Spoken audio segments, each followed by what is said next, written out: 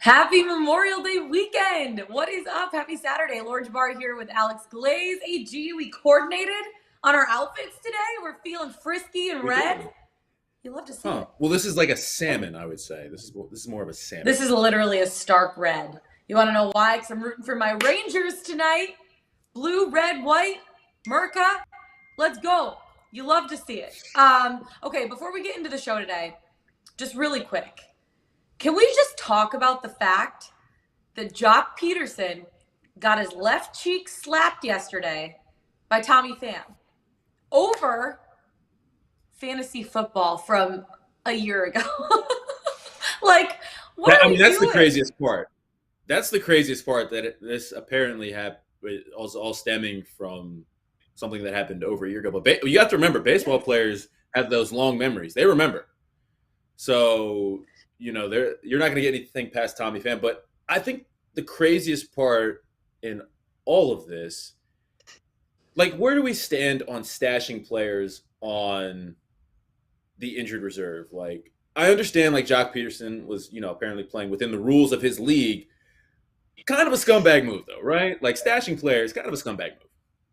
Yeah, I think so. I don't know. I don't want to even get into that because I just want to talk about this. He got slapped in the face. Like, Also, what like, what is going on? I So, appreciate him after the fact saying that violence isn't the answer, and that's why, that was the only physical act to occur. Because you also have to yeah. recognize, and clearly he has this awareness, like, some guys just aren't, like, you just don't mess with. And if a guy's willing to Yeah. slap you in the middle of a baseball field over fantasy football over a year ago after not speaking to you. They have a group chat. They have not spoken, apparently, had not spoken in this group chat since Yeah. that fantasy. What he said is they were warming up for the It's game. I incredible. have the article right here. They were warming up for the game at batting practice before the game yesterday. And Jock said that Tommy Pham came up to him and was like, "Do you remember last year?" And Jock said, "You mean like fantasy football?" "Yeah, of course I do." And it was at that moment that Tommy Pham just takes a frickin' his southpaw and hits him right across the left cheek. If I was Jock, I probably would have retaliated, but also I like confrontation, so I don't know. But I No, also no, never no, been no, in a no. fist fight before, so I also You don't know also what have it to is be. like. You also well, listen. Fantasy football is listen. It can cause some rifts. I know some people that have lost some friends because of fantasy football disputes. I mean, it gets Listen, crazy. it gets intense. It gets intense, but to hold It on does. and harbor that energy for a year, Tommy Pham, not a guy I'm messing with, so I don't want to speak too much about it because I don't want any smoke with Tommy Pham. No, no smoke. I know. That's literally, it's crazy. Okay, well, we'll stick in the topic of baseball and get started with our show. Better Up. We also have NHL Ice Picks. One game on the slate tonight. We have NBA breaking down the game last night between the Celtics and the Heat, which I'm just done with that series at this point. I'm done betting that series. So it's okay. Well, let's start with baseball. First of all, I have a year. I know we always start with Earfies and Nerfies, but I'm going to let you go first because I know that you're really, really excited about your strikeout prop, and I know you're really excited about your G-Man Choi to record a hit. So I'm excited about two guys today, right? I'll start with the K prop. You say Kikuchi over 5.5 strikeouts, minus 125 now, but like it was plus 104 when I was doing research this morning. 8:15 this morning. I'm doing research, put it in the Google Doc at plus 104. Did my due diligence, and then Yeah. right before the show, I come and I see it's minus 125 on DraftKings, minus 126, I believe, on FanDuel. And I'm like, what the heck happened in the last like hour and a half? Like, what's going on here? So Sorry, I my don't know. literally my computer's ringing. I mean, listen, you should have answered it. Do you think so? I wonder how that would have worked. I wonder how that would have worked if you would have answered and then we're still on this. I don't know. But Keep going, keep yeah, going. I so don't want to cut you off. so I don't know what happened with the number and why it went from plus 104 on FanDuel to minus 126. So now you can get the better price as of like 5 minutes ago on DraftKings. Who knows if that number stopped moving? I don't know. Mm-hmm. But I'm looking at Kikuchi, 68th percentile in K rate. Has gone over this number in 4 straight outings, going against an Angels lineup that has the 3rd worst strikeout per game average. Shohei Ohtani was out of the Angels lineup yesterday, dealing with some back Yeah. tightness. I haven't seen anything about him being in the lineup today, in or out of the lineup. But I'm looking at Kikuchi. It was a great buy low spot for me Yeah. because even though he's going over the number, like he hasn't necessarily had his best stuff. I still like it at minus 125. But I loved it at plus 104. So I'm curious. I want to do some digging later and find out what happened and why that number moved so much. Move so significantly. Yeah. Yeah, so significantly. And then the other guy, I know. you kind of alluded to this, G-Man Choi, to record a hit at minus 110. So this Rays team facing the Yankees today, right? And Garrett Cole has been great his last couple of outings, right? I was actually reading the Tampa Bay Times this morning. Some of us still read. Oh. I'm just perusing, some local papers, and I come across this little nugget in the Tampa Bay Times that G-Man Choi apparently is known in some internet circles as Garrett Cole's daddy, and that piqued my interest a little bit. I'm like, wait, Garrett Cole's daddy, because you know how the internet does. I mean, everyone's someone's daddy at one point in life, but. Choi batting .435 with 4 home runs and 10 RBI and a 1.639 OPS against Cole. So, I mean, in his career. So I'm looking at those numbers and I'm like, I don't want to say he's Garrett Cole's daddy, but like, I mean, he kind of. But like, call me daddy. So. You know what I mean? Yeah, and I'm looking at the price at minus 110 to record a hit on DraftKings, and I'm like, all right, I'll take a stab at that. So I'm riding with G-Man Choi and Yosei Kikuchi today. Those are my guys. I'm all about it. All about it. I'm actually on a nerfy. I rarely ever bet Yerfies and nerfies. No runs first inning. But I have to fade my Tigers a little bit, okay? So the Guardians taking on the Tigers today. I like the nerfy. No runs first inning. It's a little juiced. I'm laying 40 cents, minus 140. But Shane Bieber is on the mound for the Guardians. He's held offenses scoreless in the first inning in each of his first 5 road starts of the season. And 7 of 8 of his starts overall. Now, Alex Fido, I don't even know how to say his last name, hasn't allowed a first inning run in his only 2, I think, home starts so far this season. And 3 of his 4 overall starts, he hasn't allowed a run in the first inning. Now, the Guardians haven't been scoring in the first inning either. They only scored in 6 of 25 road games in the first inning and only in 11 of 41 overall games in the first inning. And the Tigers, they're even worse. They scored in 4 of 22 home games in the first inning and 4 of 44 overall games. So neither team is scoring a lot in the first inning. Both of the pitchers are not allowing very many runs in the first inning, so I feel like the nerfy is a pretty safe bet here at minus 140. It is a little juicy, but give me all that juice. Make it a mimosa. It's Memorial Day weekend, baby. Let's go. Speaking of juice and mimosas, I'm drinking to what? Go ahead. What you got? I was gonna go to NHL because I'm drinking to the Colorado Avalanche, making it to the Western Conference Finals yesterday. Our Avs. They counted us out. I know you're all in on the Avs now. They said we couldn't do it. Kadri gets roughed up. You said Kadri gets roughed up. He gets all the hate. Comes out, gets his hattie. He takes the blows, takes the shots. All he does is send the Blues packing. Enjoy your vacation. I got a cup to win. That's what Kadri said. Yeah, so, the Blues are Avs. Our Avs. Okay, after he faded the Avs for like a few games, and then he's like, actually, just kidding. I am all in on the Avs right now. But they were the better team last night. They outshot the Blues by like 20 shots on goal. I don't know. Like, Villahuso was not allowing anything. And honestly, I didn't win either of my hockey bets yesterday. I bet the over 6.5 in the Avs puck line. You know what? I am okay with that because the Avs got past the second round and they made it to the Western Conference Finals after losing the last 3 years, twice in Game 7, once in Game 6. You should have seen Joe Sakic's face when they showed him on the screen with like 2 minutes left in the game. He's like, God bless if we have to go back again and play another Game 7 in the second round. I mean, he would not have been happy, but Darren Helm got it done with 5.8 seconds left in the game. Congratulations to the Avs. Moving on to the Western Conference Finals against the Oilers, and that's going to be a really exciting matchup. That's going to be a great series. going against McDavid, two of the best in the league going head to head. So I'm really looking forward to that. But tonight, the Tampa Bay Lightning are paying close attention to this Rangers Canes game because the Canes could be moving on to the Eastern Conference Finals, or the Rangers can force a game 7. How do you feel about this game and kind of the trends that are occurring here?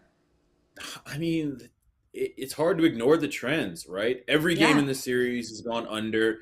The home team has won every game in this series. I mean, the trend you would think has to like take an L at some point, but I don't know. I mean, I don't think I'm playing anything in this game tonight personally.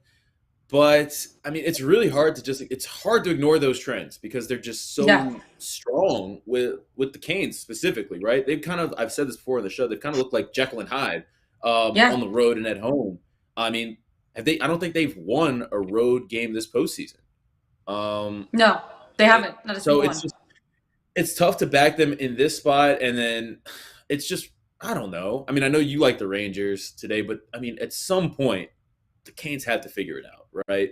Yeah. The home team I has won think every game in this series.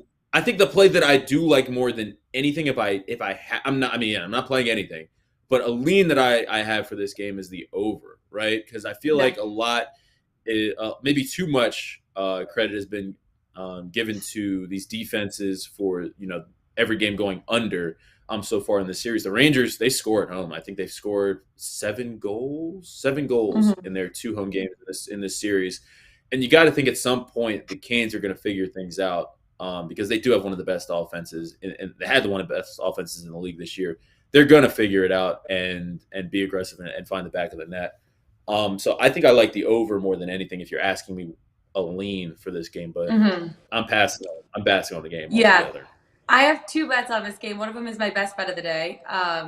I don't see the trend necessarily changing here. Like, so you look at some of the stats, right? Carolina has won 12 straight playoff games. This is like an NHL record. They've played like every single game that they've played in the postseason, the home team has won. That's an NHL record. 12 straight games where the home team won. And both the Canes and Rangers are each 5-0 in their last 5 postseason home games. Here's the thing that worries me a little bit is when the Canes are up in a series 3-2, they're 9-0 in that series in a playoff set.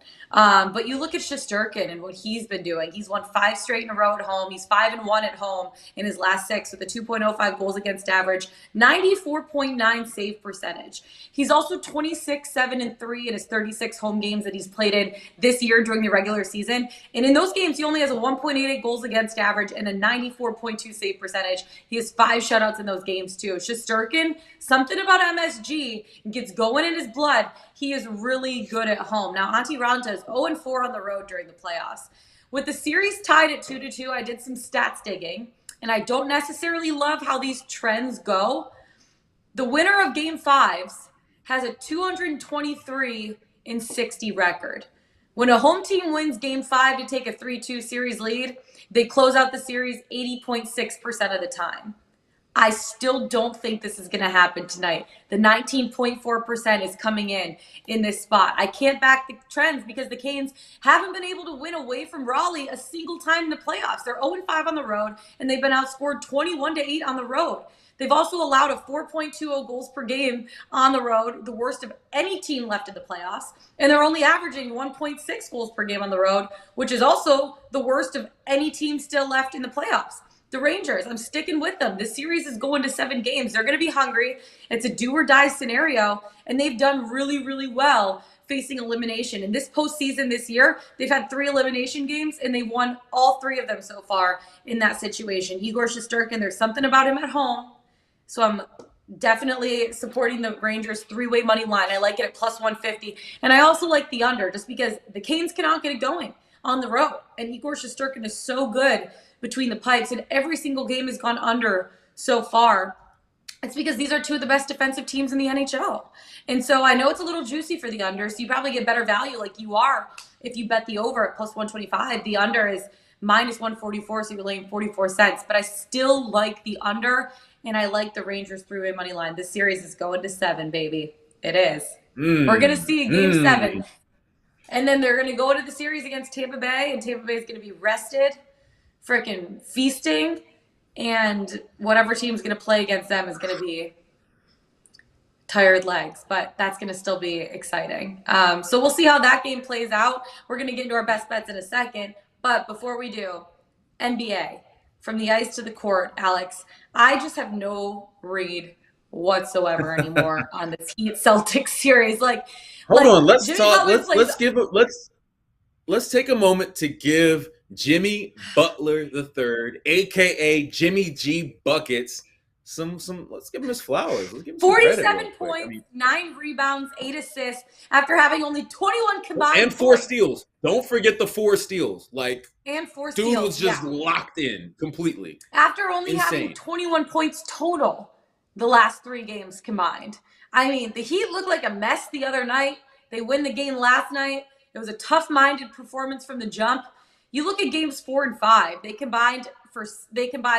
shot 60 of 184 from the field and 21 of 81 from 3, which is like 22%. Now, game 6, they knocked down 15 threes because why not? Let's go opposite of what happened in the last few games, which is the second most in the playoffs, most that they've had in the series, and they shot 46.2% from the field. I just cannot get a read on either of these teams right now. How are you feeling, though? I'll get into that in a second, but I mean, I really do want to talk about Jimmy Butler for a minute. How are you feeling? Please, go on a rant. No, not a rant. I'm just, I'm speaking out loud. Thinking out loud, I guess. How are you feeling? Thinking out loud, baby, we found Jimmy Butler out on the court. There we go. That was nice. How are you feeling, though, if you're the Sixers or T-Wolves watching Jimmy Butler do what he did in the bubble, and then, I mean, people say what they say about the bubble, it was a fluke, whatever, but then he's doing it right now, too. If you're the Sixers, you would kill for Jimmy Butler right now. I mean, if you're literally. The T-Wolves, kill for Jimmy Butler right now. Who doesn't want a guy like Jimmy Butler on their team? It's crazy. I didn't want game 3, 4, and 5 Jimmy Butler on my team. I want game 1. He's also here's the thing. He's also everyone's banged up this time of year. You know that. His knee, I think, is genuinely a problem, right? And I think and he'll never admit it. He wasn't even on the injury report. Of course, he's not going to admit it. But what game was that? Was that game 3 where he didn't even play in the second half, or was that game 4? Because of his knee. I think it might have been game 4. Yeah, maybe but I don't remember. They're all blending together at this point. Clearly, everyone's banged up, right? But the thing is, some dudes are just different, man. And Jimmy Butler's different. With back against the wall, must win. Got to force the game 7. Guess what? Jimmy Butler's going to come through for you, give you 47, 9, 8, and 4 steals. Insane numbers. I mean, so he said in his post-game interview with Lisa Salters, I don't know if you heard this, when she's like, what's the difference in this one? What energy were you channeling? And he said, I actually talked to Dwayne Wade before the game, who at that point owned the highest point total ever scored in a postseason game at 46. Jimmy Butler has now surpassed him and has 47, but he's shout out to Dwayne Wade for just saying, focus on my game, play my game, do what I can do. And he came out and did that. 47 points, 9 rebounds, 8 assists, 4 steals. He played incredibly. So now I want to shift this conversation a little bit just to the fact that obviously I think the Celtics are going to end up winning this series. Sorry, Jimmy Butler. I don't know if you feel the same way. What makes you? But I'm genuinely curious. What makes you say that? Because I don't know. Their defense, maybe. If we're seeing the Miami, is Game 6 a one-game thing? Are we going to see the Miami Heat team that we saw in games 4 and 5? Because they sucked in games 4 and 5.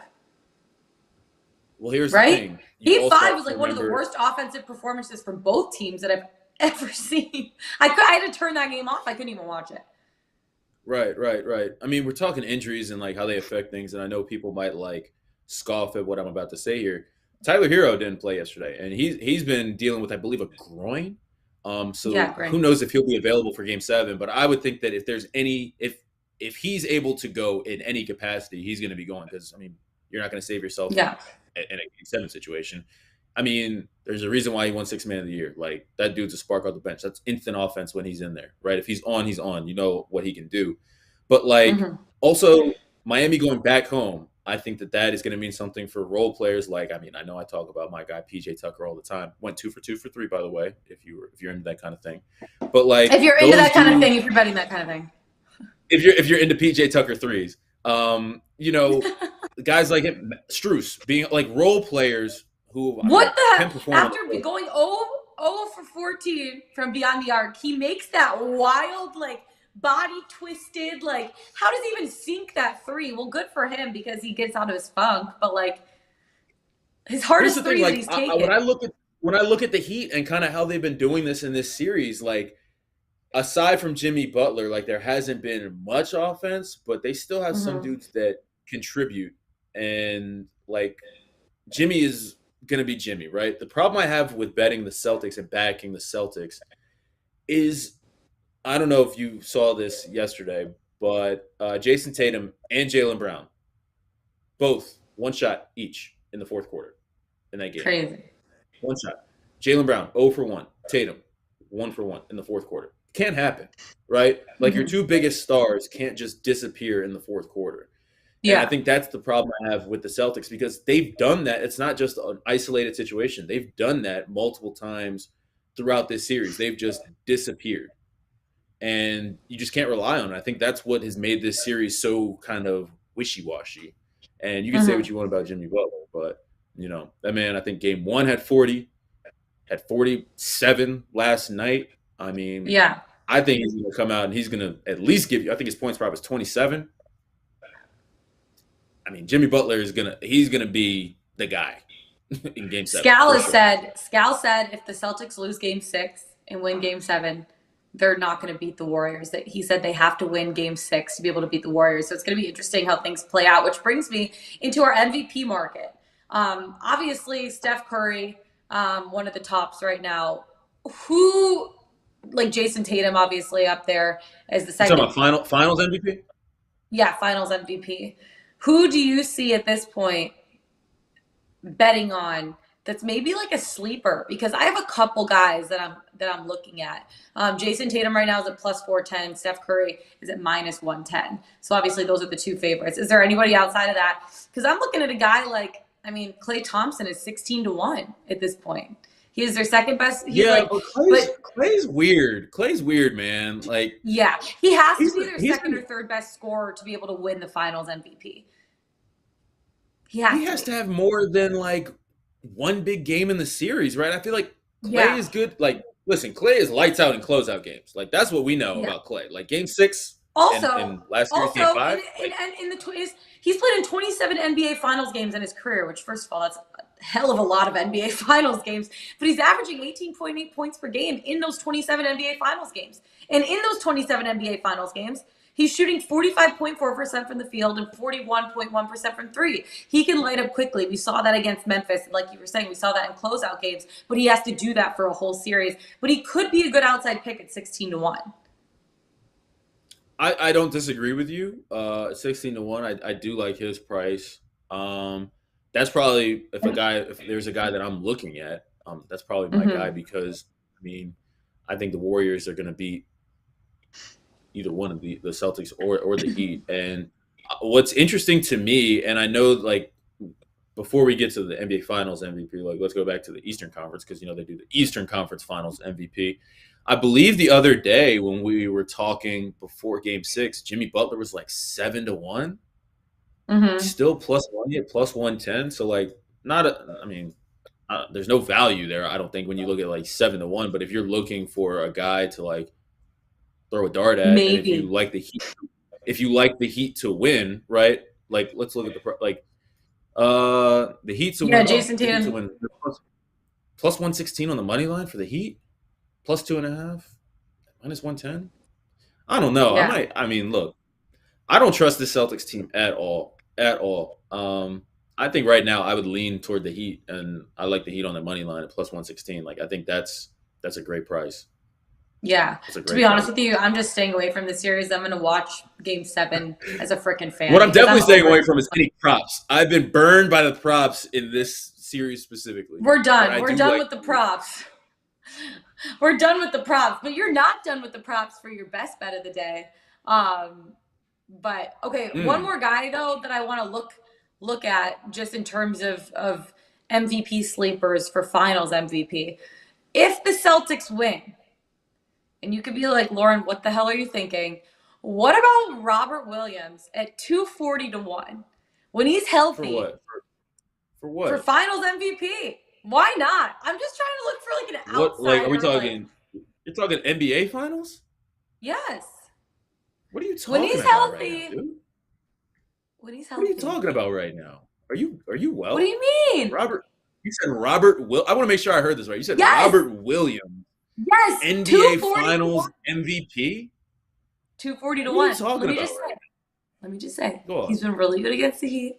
10.3 points per game, 8 rebounds per game, and he could give the Do you hear Celtics yourself? a different. 10.3 points per game. We're talking Finals MVP. What are you talking about right Listen. now? I'm not betting this, but if I'm looking for like an outside play at good value, 240 to 1, he gives the Celtics a different form of athleticism, and that could be used against the Warriors, who are undersized. It could be an advantage, and he could control the paint and control the boards in a low-scoring series. It's a long shot, but it has a shot. If you're looking at that, send the money to me. I'll put it in for you. Just send the money to me. I'm not betting that. But Okay. I'm just like, hey, I'm Okay. looking for like an outside. Why not? I'm just trying to have fun, Alex. Here's the Lighten thing. If you're up. looking for a legitimate outside guy outside of Klay Thompson, I think Andrew Yeah. Wiggins is another guy Yeah, he's a good that you one. could make an argument for in the way he's played in the postseason and how he's really. Yeah, I mean, he's found a role and been really effective in that totally. role with the Warriors, and he's been like lights out. But I mean, Yeah. listen, if the Warriors win, it's gonna be Steph Curry. I mean, Right? we all know who it's going to be. We all know who it's going to be. Like, Yeah. it's not even a conversation. But again, like Klay Thompson, Andrew Wiggins, I do think that there is value with them at 16 to 1 and 33 to 1 for Wiggins. But also, if you think, look, I think that if you think the Heat can win Game 7 and advance to the NBA Finals, I don't think you're going to find a better price than Jimmy Butler at plus 650. I think that once the Heat win, that number, because you're looking at Jason Tatum right now, plus it goes down. I think that number could potentially get cut in half because he's going to have, the shortest odds for any Heat player, right? So if you like the Heat to win and you think that they have a chance against this Warriors team, I think I can't see anybody but Jimmy Butler being Finals MVP. So plus 650 is probably the best price you're going to be able to get for that. Totally. It's going to be really interesting to see how things play out moving forward. Someone asked in the chat, Kayvon Looney's ads. Like, why are we asking about Kayvon Looney? What is this? Hold on. Is this 100 to 1 for Kayvon Looney? Let me look. I know. I was just looking at it. 100 to 1. 100 to 1. These guys are winning it. It's going to be either Steph Curry, Jason Tatum, or Jimmy Butler. Those are the three. It depends on who. But Looney versus Williams for finals MVP. Hold on. But I genuinely do think, like, I think for the Heat and Celtics, I think you're right. But I think for the Warriors, you could make. It could be Wiggins. I think there is more than It's more than likely going to be Steph. I think you could make arguments depending on how they play in in the finals for Wiggins and for Klay Thompson because the usage. Well, yeah, I mean Clay's been there, done that. Like he's solid in finals performances. But in terms of we'll see how things play out. I'm just done with this Celtics Heat series. I just want it to be over and move on to the finals at this point. I'm over the Celtics. One more game. Okay, our best bets of the day. Before we do, Alex, Pickswise.com. Who do we got for the 3-star play of the day? Yes. Well, we do have a couple of plays for today, actually. But I'm going to look at our guy, Luke Lindholm. He's talking some MLS. I know we got some footy talk in the chat here. But we're talking some MLS, and he's looking at Sporting KC on the money line today. It's a 3-star play. So head over to the Pickswise website and check out why Luke is backing Sporting KC today. Pickswise.com. Check out the 3-star play of the day and read why. Okay, our best bets of the day. I'll let you do your prop first, then I'm going to hit my Rangers before we head out. All right. So we were talking about him earlier. G-Man Choi. I've been looking at the chat throughout the show, as I always do. My guy Peter, who's always in the chat. He says this is going to happen. It's going to happen in the first inning. And G-Man Choi, he said it's going to happen with a first inning home run. And I said in the chat, okay. Choi is plus 750 to hit a home run today. But I'm looking at G-Man Choi to record a hit at minus 110. This morning I was reading the Tampa Bay Times, doing my due diligence. You love the Tampa Bay Times. Avid. Love the Tampa Bay Times. Great information, great nuggets in there. Little nuggets like G-Man Choi apparently has the nickname in some internet circles as Garrett Cole's daddy. And Garrett Cole is on the mound today for the Yankees.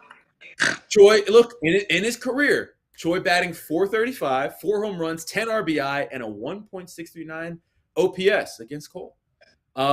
Listen, I know Garrett Cole has been great in his last couple of outings, but there's just something about when I was reading the Times, G-Man Choi having the nickname Garrett Cole's daddy and seeing the numbers made me want to back him at minus 110. I like the price too, so I'm rolling with my guy, G-Man Choi, to record a hit today.